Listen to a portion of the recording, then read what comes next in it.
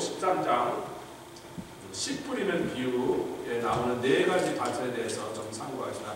마태복음 13장 3절로 8절까지,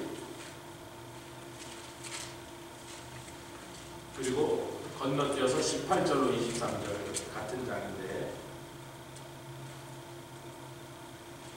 중간에 조금 생략해서 마태복음 13장 3절로 8절까지 다 찾으셨습니까? 네, 한 절씩 교독하겠습니다. 제가 한 절이고 여러분 한 절이고. 예수께서 비유로 여러 가지를 저희에게 말씀하여 가라사대 씨를 뿌리는 자가 뿌리러 나가서 뿌릴새 더러는 길가에 떨어지며 새들이 와서 먹어버렸고, 더러는 흙이 얕은 돌밭에 떨어지며 흙이 깊지 아니하므로 곧 싹이 나오나 해가 돋은 후에 타져서 뿌리가 없으므로 말랐고, 더러는 가시떨기 위에 떨어지며 가시가 자라서 기운을 막았고, 더러는 좋은 땅에 떨어지며 혹 100배, 혹 60배, 혹 130배의 결실을 하였느니라. 아멘. 건너뛰어서 18절로 23절까지 말씀. 요 비유를 설명하신 우리 주님의 친절한 설명이십니다. 대부분의 사람들은 못 알아들었습니다. 당신의 제자들, 사도가 될 사람들에게 이 말씀을 풀어주셨는데, 우리 18절로 23절 한 절씩. 그런즉 씨 뿌리는 비유를 들으라. 아무나 천국 말씀을 듣고 깨닫지 못할 때는 악한 자가 와서 그 마음에 뿌리운 것을 빼앗나니, 이는 곧 길가에 뿌리운 자요 돌밭에 뿌리었다는 것은 말씀을 듣고 즉시 기쁨으로 받되 그 속에 뿌리가 없어 잠시 견디다가 말씀을 인하여 환난이나 핍박이 일어나는 때에는 곧 넘어지는 자요 가시떨기에 뿌리웠다는 것은 말씀을 들으나 세상의 염리와 재리의 유혹에 말씀이 막혀 결실지 못하는 자. 23절 좋은 땅에 뿌리웠다는 것은 말씀을 듣고 깨닫는 자니 결신하여 혹 100배, 혹 60배, 혹 30배가 되느니라 하시니라. 아멘. 오늘 너무나 잘 아는 말씀인데 우리가 좀 그 내용을 어느 정도 잘 우리가 파악하고 있지만 좀 더 세밀하고 깊이 자세하게 이 말씀을 상고할 마음이 있습니다. 할렐루야. 땡스기빙 때 너무 무리하신 것 같아요. 집에서 타르트를 잡으시는. 전 해마다 그 혼자 있는 사람들고 몇 사람 이렇게 초대해서 여기서 같이 하고, 박선희 원장님 하시다 제가 했는데, 올해는 이렇게 몇 사람 이렇게 오신다고 그래도 뭐 다들 자기 뭐 계획 있다 어디 간다고 해서 내고 우리 집 식구들하고 했더니 얼마나 좋더라고. 간다는지 아무것도 아닌 것 같은데 그래도 다 하고 나니까 저녁에 피곤하다. 터키를 먹으면 좀 더 피곤하기도 합니다. 하여튼 그래서 그랬는지 피곤해서 어제 저녁에 좀 피곤하다. 또 좋은 기회니까 이제 선교사님이랑 저는 일주일에 한두 번 정도 시간 내서 한 2-3시간 정도 우리 교단에 속한 선교사님들, 지금 이스라엘의 전쟁이 거의 끝나가는데 선교사님 사모님께서 한국에서 수술받을 때 수술이 잘 되셔가지고 엊그저께 집에 도착하셨다 소식을 전해드립니다. 막 켈리 형제님의 딸이 심하게 다쳐가지고 지붕에서 떨어졌는데 목이 부러지지 않고 허리가 부러지지 않고 발목이 부러진 게 그나마 천만다행인데 발목이 너무나 심하게 부러져서 지금 병원에 일하는 간호사인데 그 병원의 의사들이 수술 못한다, 잘못 건드렸다 더 나빠지니 지금 현재 상태는 인간이 할 수 있는 방법이었어요. 그 부러진 장소로 평생 살아야 될 방법. 지가 알아서 아무는 대로 그냥 그만큼만 쓸 수 있는 거예요. 그래서 잘못하면 제대로 한 번도 못 걷게 생긴데 그 씩씩한 사람이, 그래서 의사가 아니 그 병원의 수술, 자기 병원의 의사들이 네 거를 수술하다 더 나쁜 일이 될까봐 지금 못 건드리겠다고 아무도 못 건드려, 아무도 못 나서 그래. 너무 많이 부러져가지고 이거는 하나님밖에 고쳐주실 분이 없어요. 의사들이 못한다니까.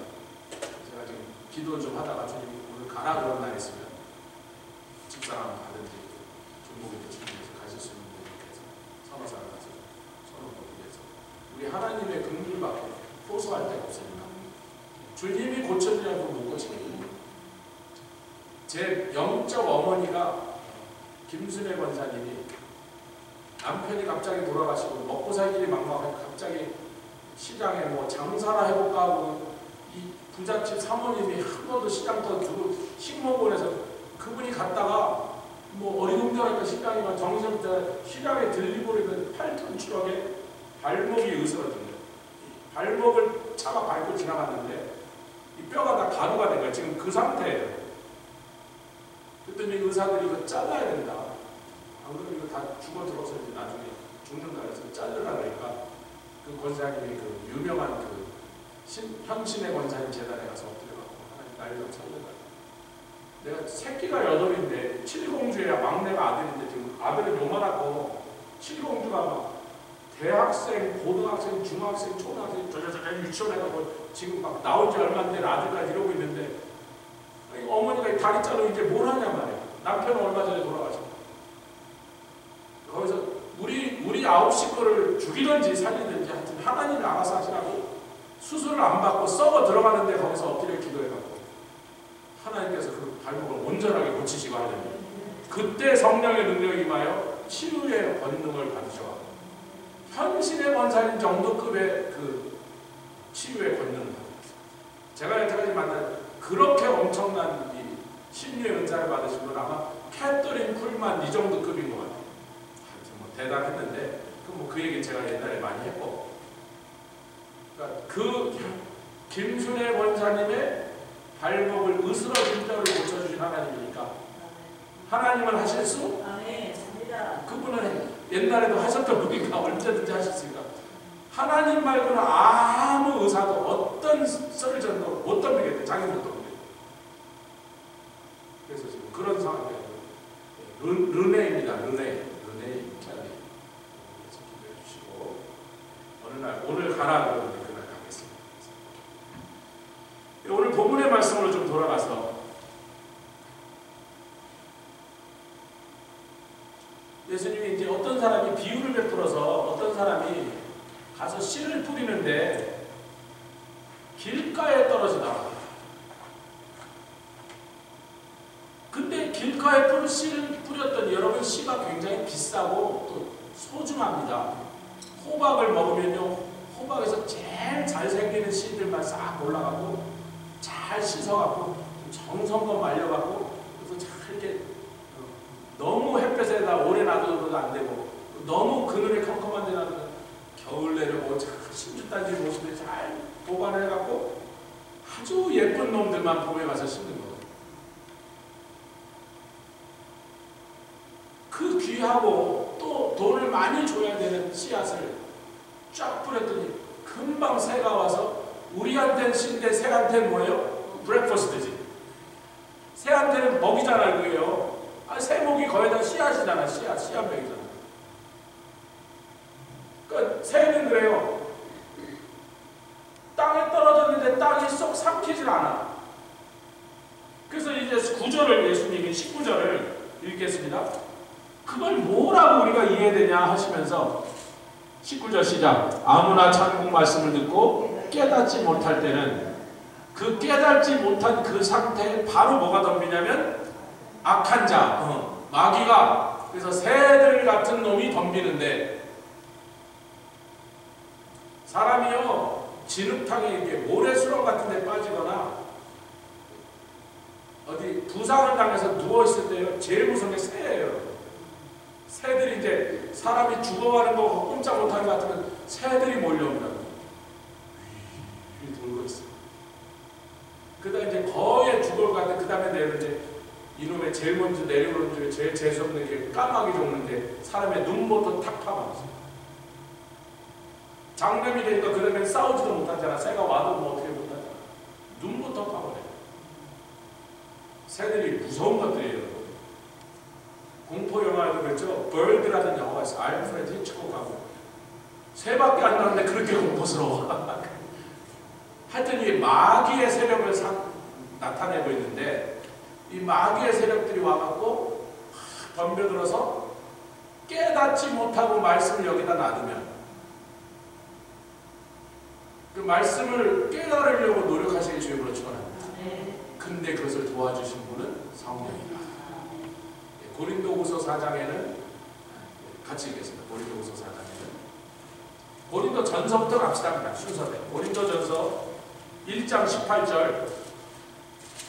이 하나님의 복음은 너무나 귀하고 놀라운 것이지만 고린도 전서입니다. 전서 1장 18절에 멸망하는 자들에게 십자가의 도는 복음은 우리에게는 그것이 하나님의 능력이지만 구원 없는 우리에게 능력이 그 똑같은 것을 멸망하는 자들에게는 미련한 것이라고 그들은 생각하는 거예요. 안 믿는 거야. 복음이 너무 어려서 합니다. 너무 쉬워서 합니다. 영생 없는 게 너무 복잡해서 합니다. 너무 간단해서 합니다. 이렇게 쉬운 걸로 내가 내 죄가 다 용서받을 수 있겠냐? 이렇게 간단한 거 하고서 뭐 아무것도 사실 별거 안 하고 그냥 믿기만 하면 천국 간다는 게 말이 되냐 이렇게 미련하게 들리니까.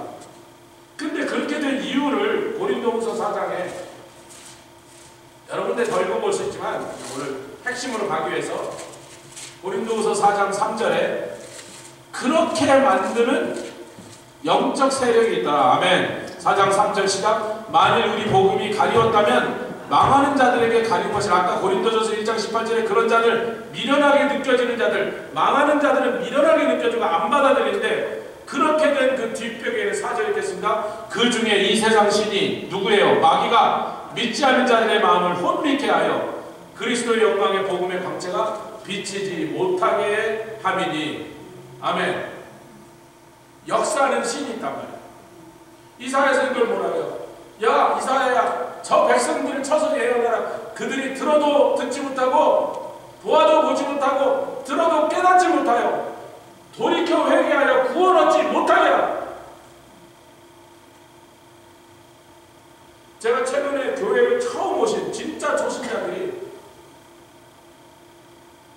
계속 기도했던 이분들이 저한테 개인적으로 목사님, 제가 이제 알겠습니다. 하나님의 말씀 너무 어렵고 예수 믿는 게 힘들고 그랬는데 제가 겸손하게 하나님의 말씀 읽기 시작했습니다.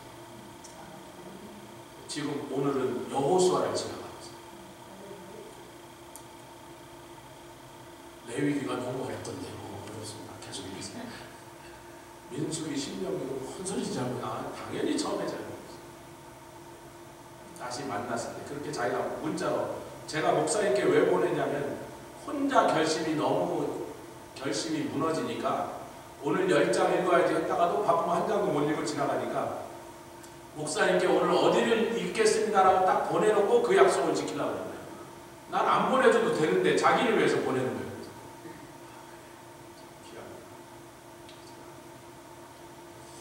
하나님의 말씀은 원래 성령이 도와주십니다. 제 아무리 명문 신학교를 가도 한마디도 못 알아듣도록 감춰진 비밀. 당신이 읽어봤으면 이제 알겠죠. 이 뜻을 모릅니다. 아무리 읽어도 뭔 소리인지 이해 못합니다. 인간의 능력 한계 위에 있습니다. 아멘.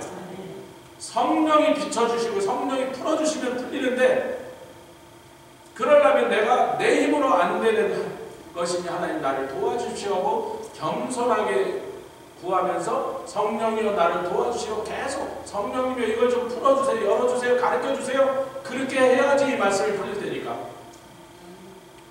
겸손하게 읽으십시오. 그렇게 말한 분이 공부를 굉장히 잘했어. 제가 한국에서 온 지 얼마 안 됐는데요. 그분이 저한테 뭐 번역을 좀 도와달라고 자기가 일단 영어로 했다고 보내왔는데 고쳐줄 게 하나도 없어. 완벽하게 해서 보내요. 공부 잘한 거예요. 원래 공부 잘하는 사람이 성경을 읽을 때 더 힘들어합니다.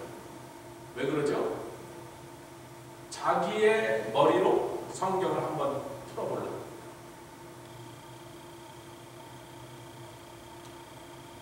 빨리 하나님 앞에, 주여 나는 무지한 무엇이가 이 귀한 말씀을 나에게 풀어주시옵소서. 그렇게 구하면서 이러신 줄 축원합니다. 할렐루야.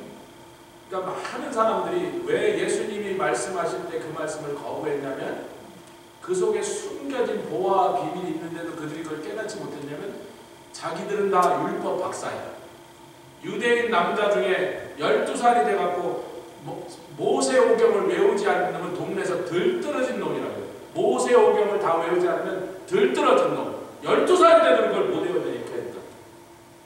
그 동네에 남자애들이냐 12살 되면 개나 소나 전부 모세오경을 다 외운단 말이에요. 토시 하나 틀리지 않고 쌍둥이 다 외워야지 13살에 성인식을 통과시켜주는데, 성인식을 통과하지 않으면 장가도 못 가고 유산도 못 받고 투표도 못 하고 앞에 나서 우두머리도 못 되는 거예요. 여러분. 아무것도 그 사회에서 못 하는 거예요. 누가 자기 아들이 그걸 못 하는데 가만 놔두겠어요? 달달 엉덩이에 붙여서라도 13살에 성인식 하게 하려면 12살까지 모세오경을 쌍그리 외웠어야 된다. 그러니까 율법을 깡그리 외운 사람들이 무슨 교만에 빠졌다? 나는 하나님의 말씀을 안다. 그러니까 예수님이 조금 그 말씀과 해석이 좀 다른 것 같아요. 뭔 저 이상한 소리 하는 거야. 무식한 저 나사렛의 목수 아들이 뭐 지가 뭘 제대로 한다고 떠드는 거예요. 안 받아들였어.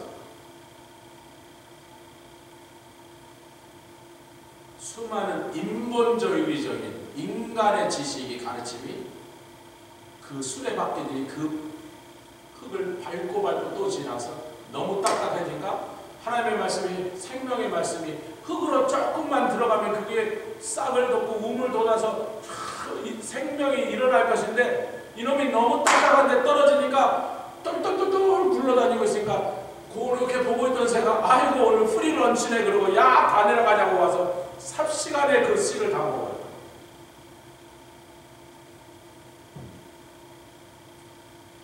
주여, 이거는 불신자를 얘기하는 거니까 우리 해당상 없습니다. 하나님의 말씀이 씨앗을 움트지도 못하고 새가 먹었기 때문에 그 사람은 한 번도 구원받은 하나님의 은혜를 체험하기 전에 끝나버린 거예요. 불신자는. 우리하고 상관없는 거예요. 우리는 성령께서 할렐루야 샛별이 떠오르게, 샛별은 예수 그리스도다. 성령의 등불을 비치나 샛별이 떠오르게 해서 이 안에서 예수를 만나 말씀이 레마의 말씀에 쏙 들어오니까 영생의 말씀이 들어오는데 예수 그리스도가 쏙 내 안에 성령으로 들어오십니다. 마태복음 13장 5절에는 무슨 밭이 나오죠? 돌밭이 나오죠. 뭐 어떤 곳에 돌짝밭 그런 사람도 있고 하여튼 예수님이 오늘 읽은 본문에는 돌밭이다. 저 좀 보세요. 밭인데 흙이 있는데 흙은 부드러운데 돌이 너무 많아. 돌을 다 치워야 되는데 그냥 씨를 뿌렸어요. 제가 이 풀업고 농부다 보니까 일본말 써서 죄송합니다. 가짜 농부다 보니까 호미질하다 허리 아프면 대충 그냥 심어버려요. 사실은 거기 있는 풀뿌리 다 제거하고 조약돌도 다 걸는데 막 이 피츠버 땅을 파보니까 막 돌이 얼마나 나오고 막 자풀이 막 수십 년 있던 데나 막 그 뿌리를 뜯다 보면 아직도 또 나오니까 이거 뭐 그러니까 대충 십자가를 심어보면 나는 놈도 있고 안 나는 놈도 있고. 근데 진짜 농부는 그렇게 안 하죠. 뭘 해야 돼요? 돌을 다 제거했어야 돼요.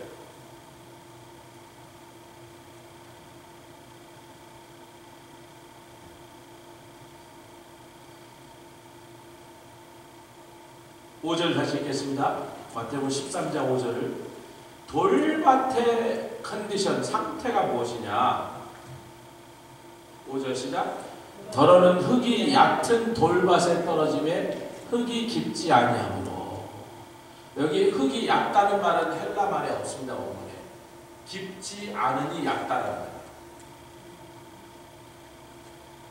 아니 지구가 이쪽 끝에서 저쪽 끝까지 다 흙인데 흙이 얕은 게 아니고 돌이 박혀 있으니까 돌이 박혀 있는 그 위에 얇은 흙만 있으니까 흙이 얕은 것처럼 됐다는 거죠.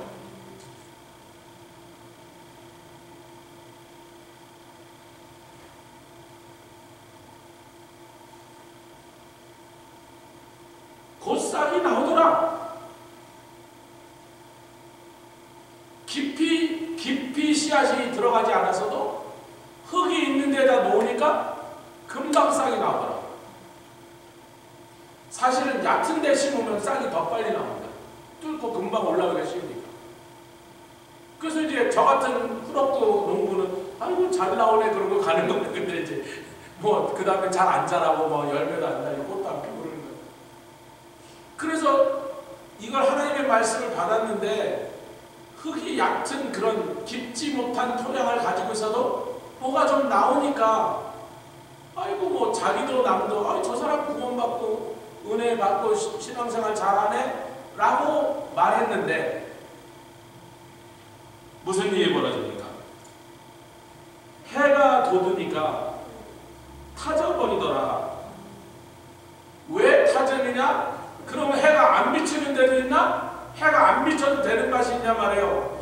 당연히 해는 어디나 다 비쳐야 되는데, 문제는 뿌리가 깊이 박혔느냐, 뿌리가 얄팍하게 조금만 그냥, 그 두 가지가 이 식물을 자라게 하느냐 말라죽게 하느냐를 결정하고 있다.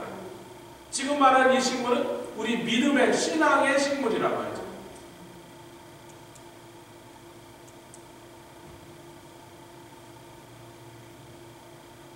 해는 돋게 돼 있고 뜨거운 햇빛이 쬐게 돼 있는 거예요. 그거는 문제가 아니에요. 그게 문제가 아니라 뿌리가 얕은데 아니면 뿌리가 깊은 데까지 하고 내려가느냐, 이것의 차이더라고요.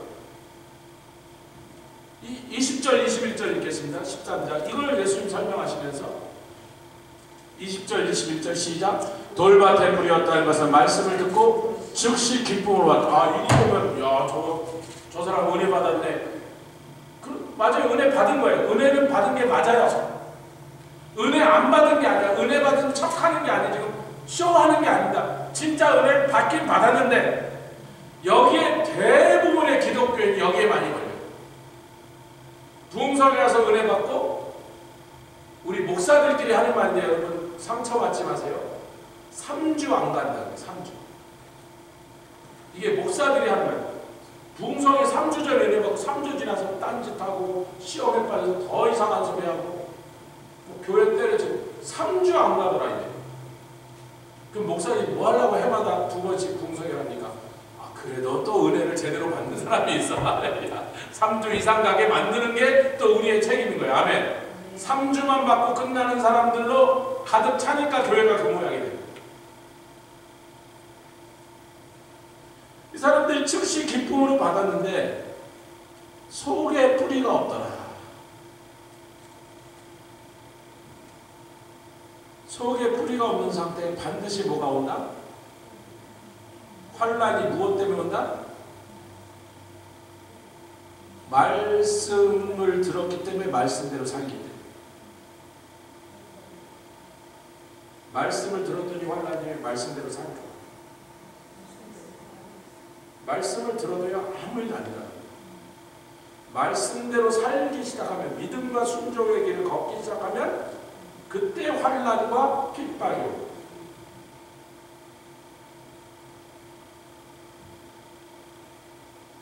제가 말씀드린 코스모스 실패한 얘기, 작년에 제가 혹독하게 여름 내내 그놈하고 싸웠는데 정성과 싹을 튀어갖고 한 놈 한 놈 꽂은 놈은 전멸했고, 그래도 몇 개 나서 꽃이 핀 놈은요 전부 제가 이렇게 모르겠다고 그냥 확 버린 놈이, 버렸더니 지가 알아서 뿌리를 내려서 지가 알아서 파고 들어가더니 이놈은 버티고 있어서 한 2달 전에 꽃이 폈어요. 많이 아니야. 몇 개밖에 안 폈어요. 여러분은 못 봐서 우리 집 주위에 있는 것만 봤어요. 제가 버릴 때가 오더라고요. 버렸어.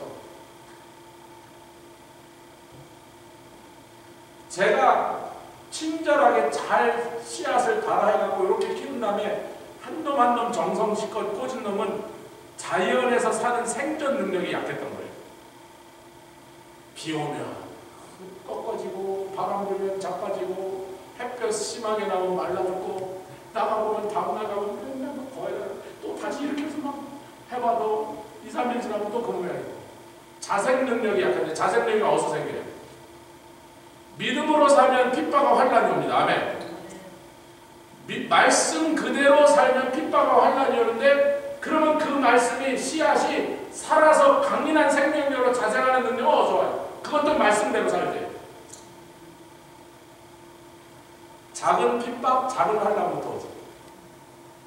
제가 은혜 받고 말씀대로 살라고 했더니 평생 욕 안 먹던 사람이 그때부터 욕을 먹기 시작하는데, 집안 사람, 친구, 별별 사람이 나를 우습게 여기가 욕을 하는데, 옛날 같은 성지면 그걸 가만 놔두지 않았을 텐데 말씀대로 살아야 되니까, 할렐루야, 은혜대로 살아야 되니까 그걸 뭐 당하고 꿀꺽 삼키고, 분해도 막 여기서 막 울분이 너무 분해서 내가 뭐 잘못한 게 아닌데 계속 욕을 하니까, 죄송합니다, 우리 남자들이 한 주먹감도 안 되는 것들이, 그러니까 근데 그걸 참고 있으니까 근데 계속 참았더니 약이 되더라. 뭐가 생기더라? 예수의 마음으로 변화.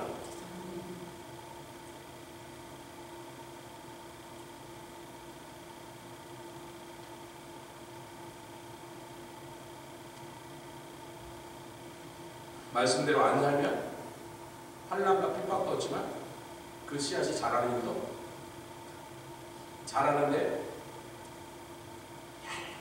얄팍한 뿌리가 요만큼밖에 안 들어와서 금방 말라져요. 더 제가 헬라어로 안 읽어드려도 되죠? 제 노트에는 헬라어 50단어가 이게 연구가 되어 있는데 그 오늘 아침에 허리가 부러지도록 연구한 거는 저를 위해서 한 것뿐이고 한국말로 읽으셔도 그 내용을 이해하는데 번역이 너무 잘 되고 아무 차이가 없더라. 할렐루야. 괜히 헬라어로 다시 확인해 봤더니 한국말로 해도 되는 거였는데 해보기 전에 모르니까 나 해본 거예요. 한국말로 뜻이 다 통한다. 아멘.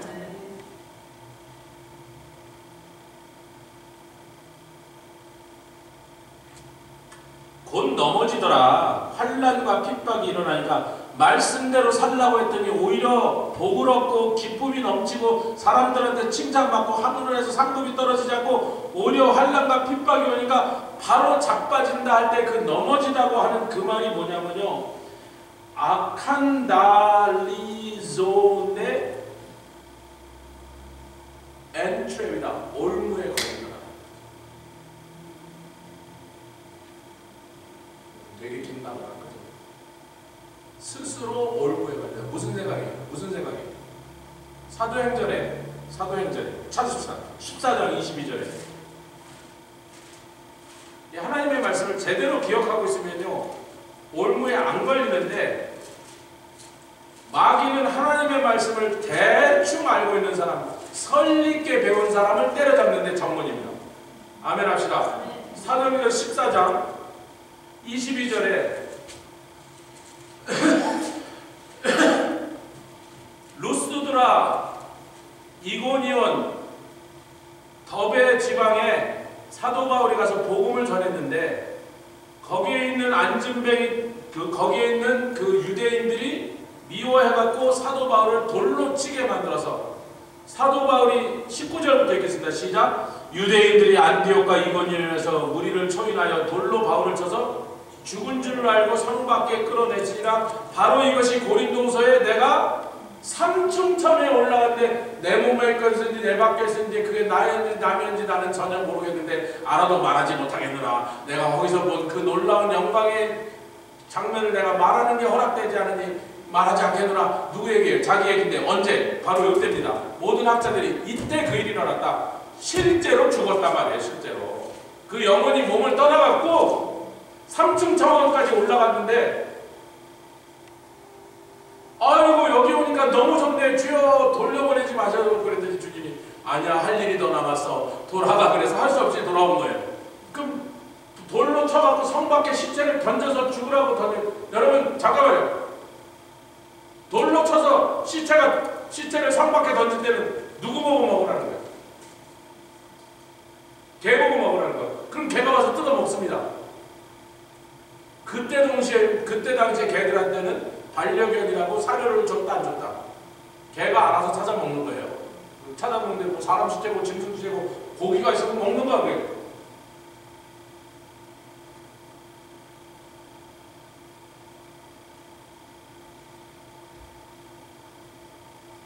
사도 바울이 죽었다고 생각하고 왜냐면 진짜 죽었으니까 그의 영혼이 뭐 낙원에 갔는지 마는지 상관하지 않고 고기 덩어리를 그냥 성 밖에 내다 던졌어요. 제자들은 이제 슬퍼하고 아이고 장례도 못 치르고 이러고 있는데 하루가 지났는지 뭐 몇 시간이 지났는지 사도 바울이 부시지하고 도로 일어나는 거야 이 사람이. 할렐루야 그러고 이제 가서 막 깎아주고 뭐 피나는 거 붕대도 매주고 이렇게 해서 이제 몰골이나 좀 회복하더니 조금 있다가 다시 가자 더베로. 아니 거기서 돌로 맞아 죽어놓고 또 갑니까? 왜 갑니까? 빨리 멀리 가야지. 그랬더니 사도 바울이 가자 그러고서 사도 바울과 그의 전도팀 일행이 그때 누가 있었죠? 신라와 누가가 같이 있었단 말이에요. 이 사람들이 글로 돌아갔습니다. 22절, 21절, 22절 시작. 복음을 그소리에서 많은 사람을 제자잡고 루스드리아와 이고니온과 안디옥으로 돌아가서 제자들의 마음을 굳게 하여 이 믿음에 거하라 권하고 굳게 이 믿음에 거하라. 할렐루야. 우리 골로새서 1장 배울 때도 그 말씀이 있었습니다. 굳게 이 믿음에 거하라. 아멘. 흔들리지 마라. 근데 그 말만 하고 그 좋은 말이잖아. 굳게 이 믿음에 거하라. 근데 그 말만 하고 끝나지 않고 원인. 지금 예수 믿은 지 일주일도 안 된 사람들 뭐라 그래요? 그런데 여러분들 한 가지 기억하셔야 될 거예요. 아무리 믿음에 거해도 오히려 믿음에 거하니까 말씀으로 인하여 환난과 핍박이 올 것이니 그 얘기를 합니다. 예수님의 말과 동일하죠? 네가 말씀대로 살면 환난과 핍박이 너를 찾아올 것이니. 제가 여러분들 금요일날 천하기도 한다는데 제가 장명벽을 해서 할 거면 제대로 하라고. 왜냐하면 하다 안 하다 그러면요 괜히 온 동네에 영적인 적들만 다 일로 덤벼라 다 초청해놓고 기도 안 하시면 여기 오히려 어려운 공격들이 시작됩니다. 저는 그 공격이 이미 시작된 걸 보고 있어요.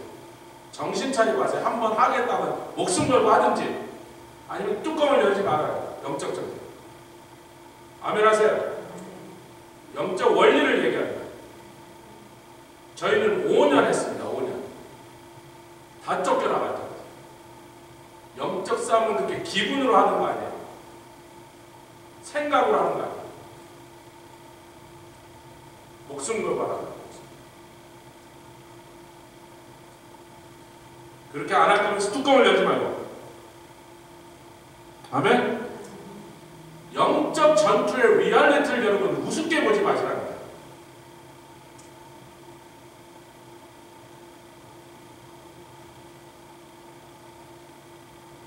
우리가 하나님 나라에 들어가면 많은 환난을 겪어야 할 것이다.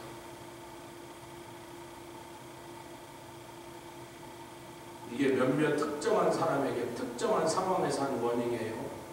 모든 그리스도인이 보고 들으라. 그런데 핍박과 환난이 옵니다. 말씀대로 살려고 말씀에 순종하여 그대로 걸어갔더니 핍박과 환난이 오니까 마귀가 무슨 장난을 치죠? 요 말씀을 모르는 사람들에게 무슨 장난을 쳐요? 아니 내가 예수 믿고 이제 열심히 교회 다니면서 신앙생활 좀 제대로 하려고 그랬더니 아니 무슨 좋은 일을 주지 않고 집안에 문제만 더 생기고 막 멀쩡하던 남편이 속색이고 효도하던 자녀들이 덤벼쌌고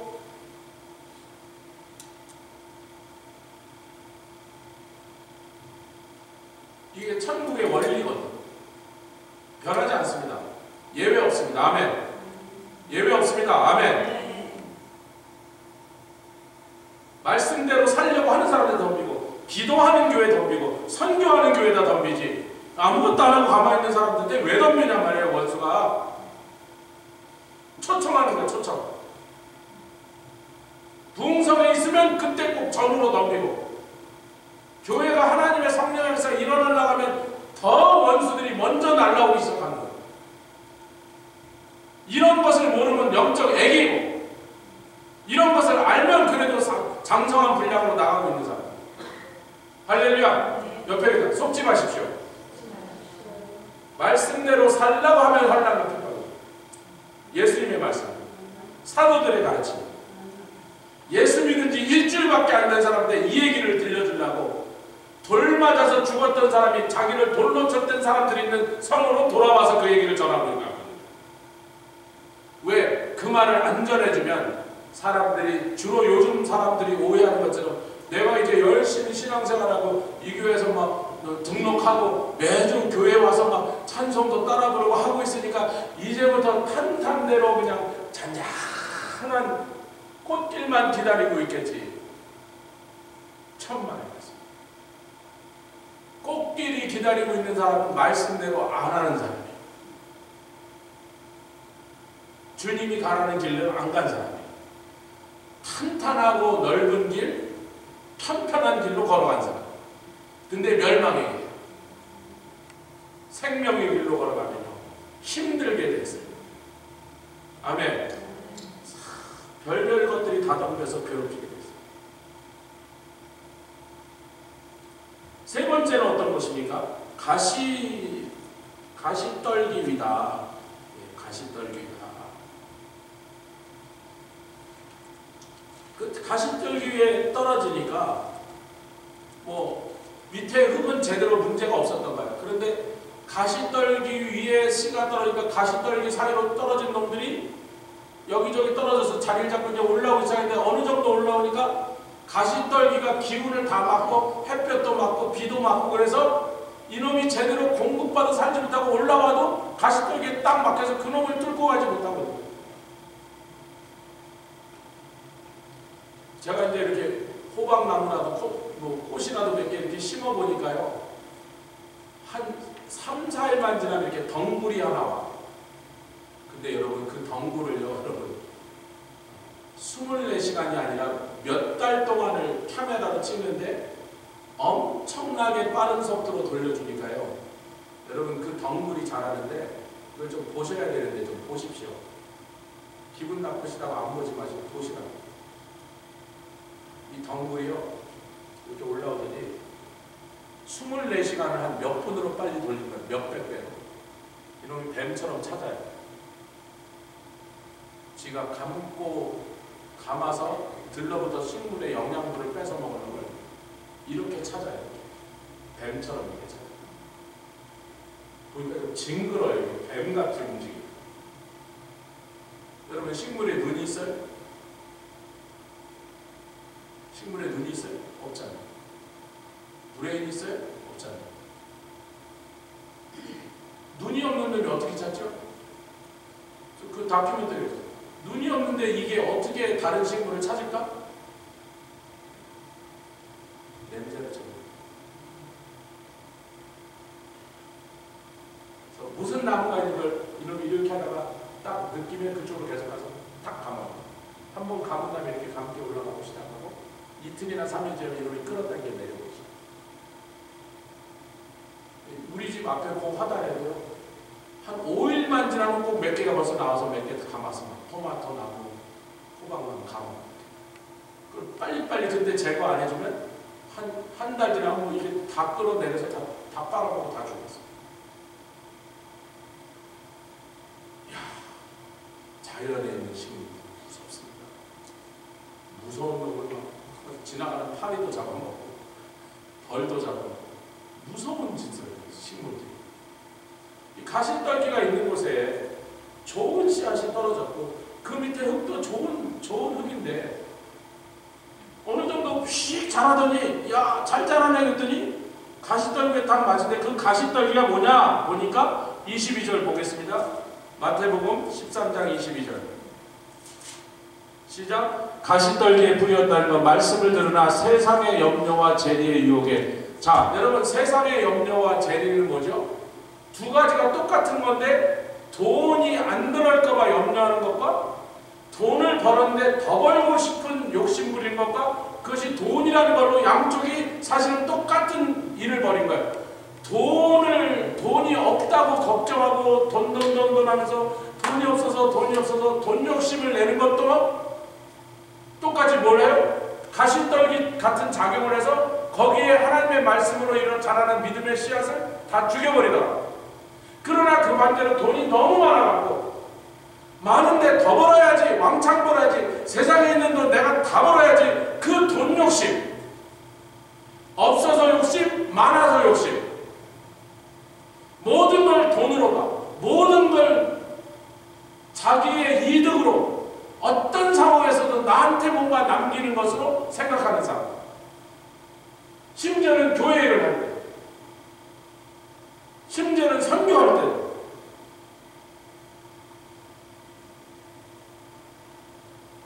제가 누구라고는 밝히지 않습니다. 여러분 어차피 모르는 사람 얘기인데, 제가 아는 선교사님 그 지역에 어느 날 그 선교사님 목사님 아무개 목사가서 누군지 나도 알지만 친한 사이는 아닌데 그거에서 선교팀이 오더니 10,000불 정도 헌금을 했대요. 갈 때는 20,000불 받았다 영수증을 써가.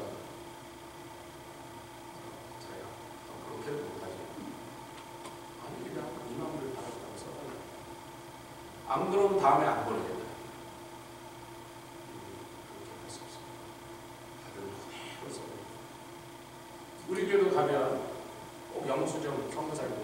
쌓여라. 할렐루야. 거기서 우리가 5,000불 들였으면 5,000불 쓰라고, 8,000불 들였으면 8,000불 쓰라고, 12,000불 들였으면 12,000불 쓰라고. 그게 영수증이지. 그러니까 이제 그다음부터 나는 그 목사를 사람으로 안 줘. 무슨 이유든지 뭐 무슨 상황이든 I don't care.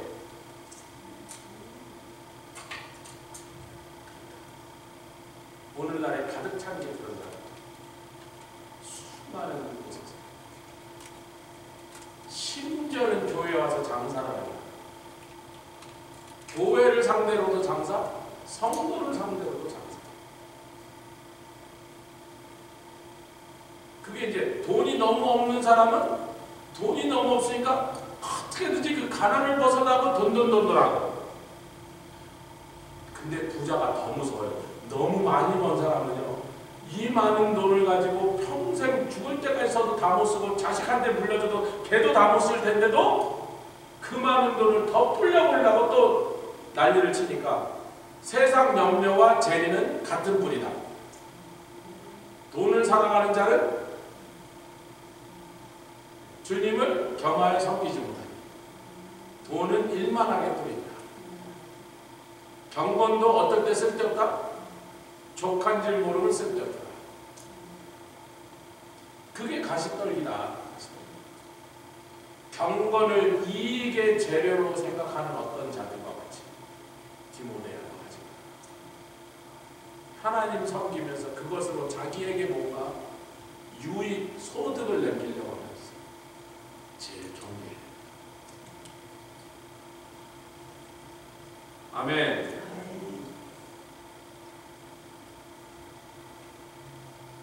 근데 이 염려와 재리 앞에는 뭐가 있어요? 세상에. 누구는 그렇게 한다? 세상은 그렇게 한다. 사랑하는 자들아, 세상과 못한 것이 하나님과 원수됨을 알지. 네가 세상의 법칙, 세상의 원리를 따라 반드시 하나님과 원수되는 사람, 네 삶이 그렇게 귀결돼.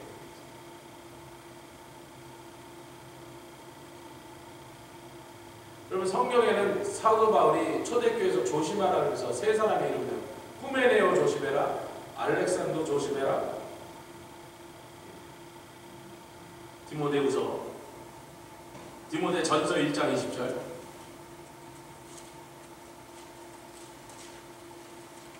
여러분, 이 거룩한 성경책에 나쁜 놈들 명단을 적을 정도면 그놈들 진짜 나쁜 놈들이거든요. 웬만하면 성경은 그런 일 잘 하지 않는데, 이게 교회에 관한, 목회에 관한 얘기가, 디모데가 목사로서 제대로 교회를 하라고 네 교회에 이런 자들을 조심해라. 내가 옛날에 그들을 보니까 이 자들은 예수님을 섬긴다고 믿음 있다고 하면서도 사실은 교회에 와서 자기 유익을 챙겨가려는 자들이 몰래 숨어와서 교회에 지도자 요청하는데, 너 디모데야 그놈들 조심해라고 세 명의 이름을 딱 찍어서 내준단 말이에요. 디모데전서 2장 1장 20절 시작. 그 가운데 후메네와 알렉산더가 있으니 내가 그들을 사단에게 내어준 것은 저희로 징계를 받아 회방하지 말게 하리라. 19절에 뭐예요? 이 자들은 믿음에 관해서 파선한 자. 이들의 믿음은 파선한 믿음이에요. 반드시 망할 믿음. 믿음이 없다는 거에 믿음이 있었다가 중간에 타락했다. 무엇 때문에? 세상의 염려와 재림, 돈에 대한 욕심에 하나님도 팔아버렸다는 거예요. 자, 디모데후서 2장 17절. 이 알렉산더라는 이름을 기억하고 계시죠? 2장 17절의 시작. 저희 말은 독한 창질에 썩어져 간 것 같아. 그 중에 후메네오와 두 번째 나오잖아요. 후메네오 이름이 빌레도, 또 한 사람의 이름이다. 후메네오, 알렉산더, 빌레도, 이 세 놈이다. 4장 14절. 근데 왜 이 자들이 그런 일을 하는가 하는 것을 설명하면서 그 중에 후메네오와 빌레도가 있지만 알렉산더가 아마 그 중에 대장이었나봐. 그 알렉산더를 딱 집어서 얘기하면서 그 알렉산더의 직업을 얘기합니다. 시작. 구리장색은 알렉산더가 내게 해를 많이 보였음에. 여러분, 이 구리장색이라는 건 구리를 갖고 여러 가지를 만드는 건데, 왜 이 구리를 만드는 사람이 그렇게 흉악한 짓을 했는가? 우리가 그때 당시를 보면 그때 당시 구리로 신상들을 만드는 재미를 봤어요. 근데 이 사람이 아마 예수를 믿기 전에 신상 만드는 걸 돈을 많이 벌던 사람이에요. 그 기술이 좋아서 그 기술로 돈을 잘 벌던 사람이에요. 예수를 전하는 복음을 듣고 너무나 은혜가 충만하니까 그렇구나 그러고는 그 우상을 다 버리고 예수를 믿었는데, 예수를 믿고 나니까 무슨 문제가 생겼어요? 밥벌이가 없어져 버렸어. 그 밥벌이가 없어지니까 이제 고민이 생겼는데, 그때 하나님 앞에 와서 겸손하게, 주님, 제가 신상 만드는 것을 버리고 갑자기 우리 집이 이제 해먹을 밥벌이가 없어졌는데, 저 좀 보세요. 성경에 나온 얘기가 아니고 밥벌이가 없어졌는데 내가 믿음으로 그냥 공급하신 하나님 믿고 새 직업을 찾든지 하여튼 하나님 주시는 대로 살겠습니다. 그렇게 믿음의 길을 걸어갔으면 좋은데, 이 자들이 새 가짜 복음을 만들어내고 있어요. 아니 뭐 예수님 십자가에 돌아가신 것도 맞고 우리 죄를 용서하신 것도 맞는데 그건 다 감사한데, 부활하셨다는 건 좀 딴 얘기다. 예수님은 부활하신 거 맞는데 그분의 부활도 다 됐고 우리까지 꼭 부활할 거 없다. 그분이 대표로 부활하셨고 우리는 부활할 거 없다. 이 세상에 사는 동안 잘 살아야 되는데 이 예수 믿고 이 신상 만드는 쏠쏠한 재미있는 비즈니스를 다 내다버리니까 참으로 고민스러우니, 그냥 우리는 부활 그런 거 신경 쓰지 말고 이 땅에서도 좀 잘 먹고 잘 사는 죄를 좀 해지 않아야 되겠네요. 그래서 그들이 부활은 지나갔다. 예수의 부활만 충분하고 우리의 부활은 그런 거 없다. 그딴 거 없다. 영생 내세 그런 거 믿지 말고, 그렇다고 예수를 버리자는 건 아니다. 우상 숭배하러 돌아가자는 건 아니다. 먹고는 살아야 될 거 아니에요. 먹고는 살아야 돼. 수많은 사람들이 소아시아 지방의 길드에 속했습니다. 그 길드가 뭐냐면 노동조합인데 장인들의 조합이에요. 이런 거 만드는 사람은 자기네들끼리 노동조합 만들고, 저런 거 만드는 그 기술자들 노동조합인데, 그 노동조합마다 그 노동조합이 섬기는 신이 있어서 그 앞에 제물을 바치고 뭐 양이든지 짐승의 피를 바쳐서 제사하고 그날 그 업무를 시작합니다. 구원받은 백성들이 원래 유대인들이 아니고 이방 사람들이 예수를 전도하는 걸 믿고 구원받고 은혜도 체험해서 할렐루야 성령도 받고 예수를 믿게 됐는데, 갑자기 직업이 없어지는 거야. 그 길드에서 쫓겨나야 돼요. 우상 숭배를 안 하면, 재물 앞에 절을 안 하면 길드에서 쫓겨나면 물건도 못 만들고 물건을 만들어도 어디다 팔지도 못하게 되니까 수많은 사람들이 그 고민에 빠져 있는 거예요.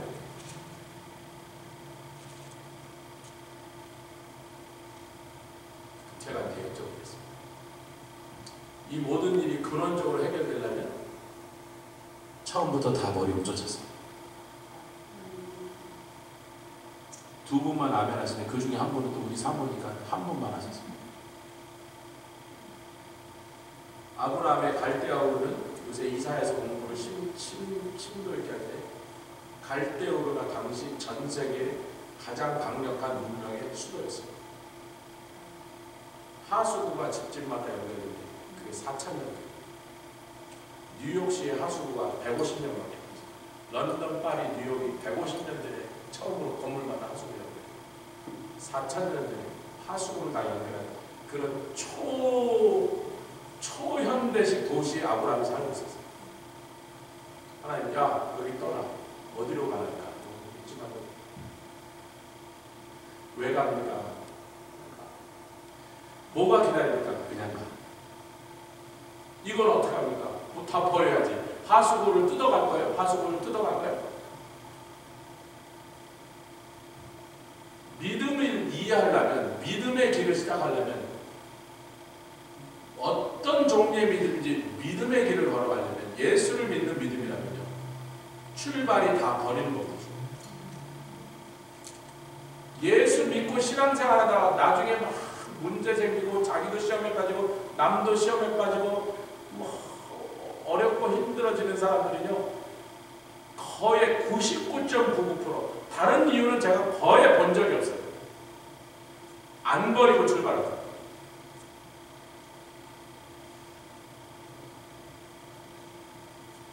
눈 감지 마세요. 뭘 안 버리는지 잘 생각하세요. 그 안 버린 그놈이 나중에 염려와 죄로 괴롭게 신앙에서 나는 거예요. 딱 맞고요. 절대로 그거보다 더 위로 놓는 거예요. 가시덤불 밑에서 요거 식물이 이렇게 자라야 될 식물이 가시덤불들 요만큼은 버티고 살아있을지 모르지만 그 가시덤불보다 더 위로는 못 자라요. 살아있다면 다행이고 거의 못 살아있죠. 생명 없이 살아있죠. 능력 없다는 거예요. 생명 없다는 거예요.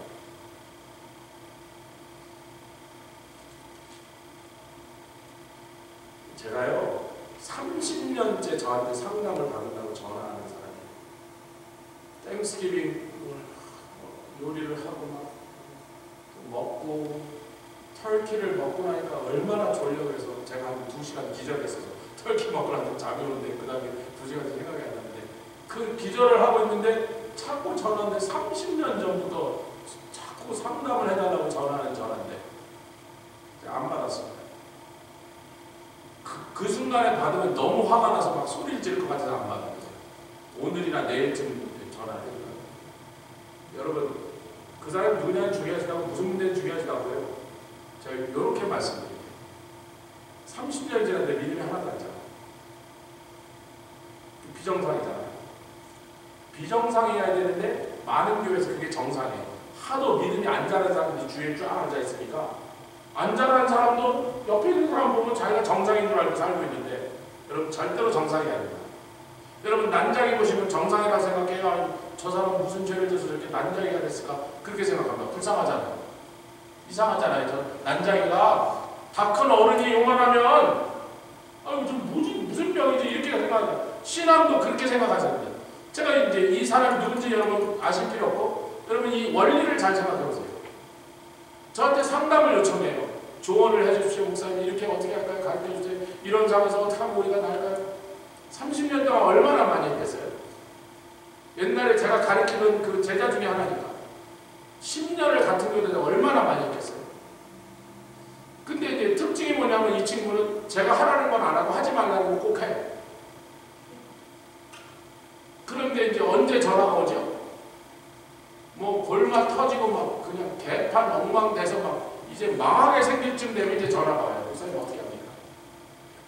불쌍한 마음에 사랑하는 마음으로 이렇게 저렇게 해봐라. 또 한 6개월 1년 조용해. 그 말은 이제 좀 어떻게 해결이 된 거 불은 끈 거예요. 1년